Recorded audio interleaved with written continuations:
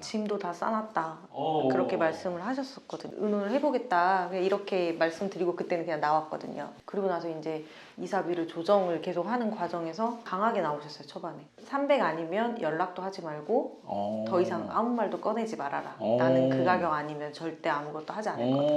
그래서 선생님은 이사비 생각한 거는 전 100만 원까지 생각을 했었거든요. 입 밖으로 꺼내지도 마라. 연락도 하지 말아라. 300 정도면 선생님 한 일주일 정도면 벌 수 있는 정도라고 생각이 드는데.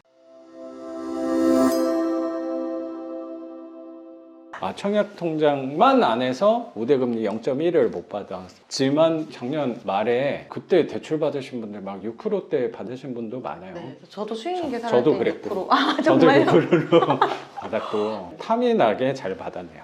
다행히 정말 감사하게 좀 더 떨어져 줘가지고. 그러니까요. 그럼 이자 몇 번 냈죠? 한 번 냈어요. 한 번 냈어요? 네. 그럼 하면 얼마 빠져요? 뭐 1년은 거치 기간이 있으니까 지금 이자가? 42만 9천 원. 그래 42만 원이 나오니까 월세 양보 못하는 선이 이해가 좀 되네요. 이게 또 나중에 원금도 내야 될 네, 거니까 네, 원금도 한 10만 원씩 내야 되잖아요. 네, 맞아요. 앞으로. 그러면 당연히 선생님 생각하는 한 80만 원 이상은 근데 선생님 말씀하신 대로 수리하면 한 80 되지 않을까 싶긴 하거든요. 그렇지. 제 그렇게 포지션이 수리하면. 좀 그거예요. 선생님한테 입찰 그 계산값을 월세를 좀 내가 낮게 잡으라고 하고 수리비도 좀 작게 잡긴 했잖아요. 네네. 수리비를 가늠이 사실 안 되거든. 우리가 들어와서 확인해서 입찰을 하는 게 아니니까. 그쵸. 근데 입찰을 맨날 갈 때마다 사실 선생님도 폐차를 꽤 했잖아요. 저 엄청 많이 했죠. 혹시 몇 번이나 폐차를 하고 처음 낙찰 받은 거예요? 15번.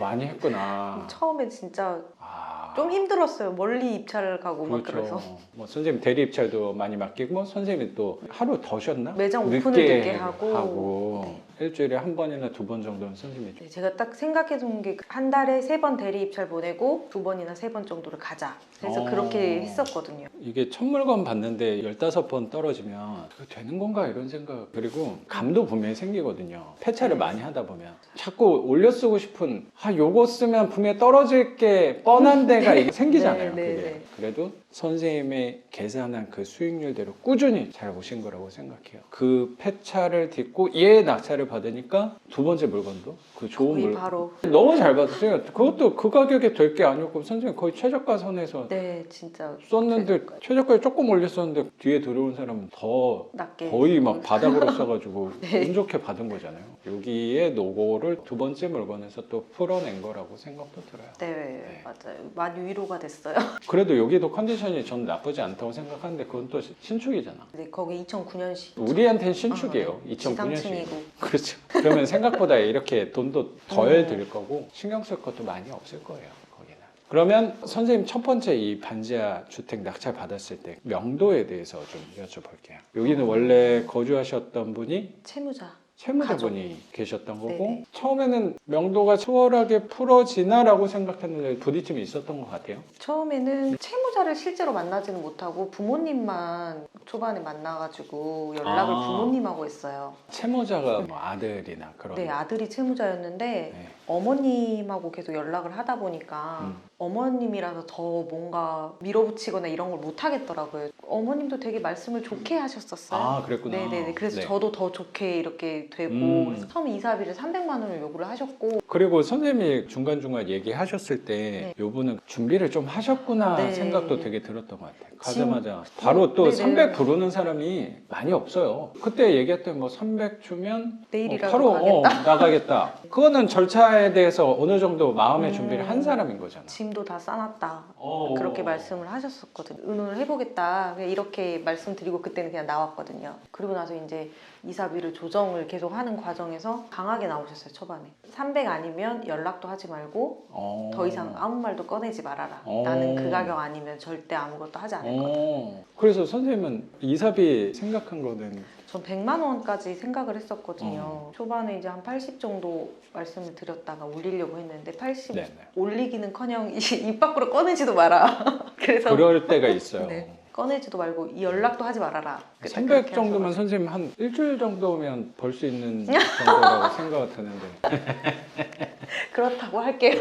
네, 우리 물건 안에서는 큰 돈이긴 하지. 거의 강제집행하면 그 정도 그거랑 큰 차이 안 나게 될 거란 말이에요. 그렇게 저도 생각을 했거든요. 그거를 파악하고 얘기했다는 생각도 조금 드네 지금 생각해보니까. 근데 중간에 하도 계속 말을 왔다 갔다 하셔가지고 네. 제가 뭐 파악을 못하는 걸 수도 있지만 잘 모르겠어요. 처음에는 이런가 싶다가도 갑자기 다른 말 하셔가지고 또 아닌가 싶다가도 계속 왔다 갔다 해가지고 결국에는 인도명령 신청을 하고 진행을 했죠. 그때가 선생님 한 12월 초입이었잖아요. 선생님이 하시는 업의 특성상 12월이 많이 바빠요. 크리스마스랑 이런 게 있어가지고 예약 들어온 게 있어서 바빠서 그때 그래. 어떻게 해야 되지 이제 방황하던 차에 선생님한테 이제 연락 드려가지고 선생님이 안 바쁜가 봐요? 바쁘다더니 그래서 마음 놓고 있으라고 그냥 그게 왜 좀 더 기억이 나냐면 선생님이 그때 수업 때 신청할 때도 네, 12월은 맞아요. 어렵다. 나 혹시 공석 생기면 해달라. 네. 기억이 좀 제가 나는 수업을 것 같아서. 못 할 것 같아가지고 12월이 12월에는 아예 신경을 좀 업에 집중을 해야 되다 보니까 주문이 막 어마어마하니까 1년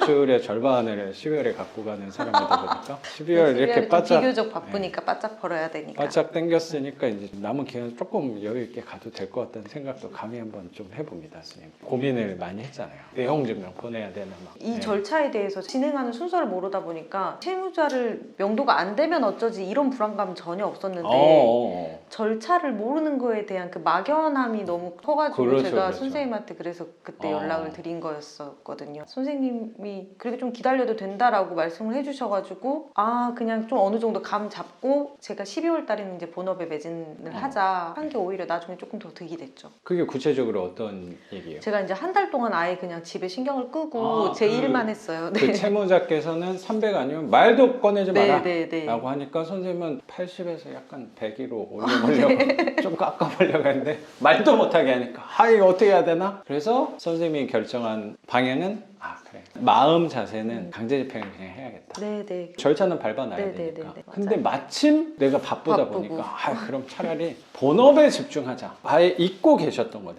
그쵸. 그냥 인도명령 신청해놓고 이제 서류 절차 기다리면서 저는 그냥 제 일만 했죠. 명도하는 거는 그때는 이제 잊어버리고. 그래서 거의 한 달이 지나간 거네. 네. 그 사이에 등기로 여기에도 발송이 되고 이제 인도명령 진행이 된다는 사실을 이제 인지를 하신 거고. 채무자께서. 네.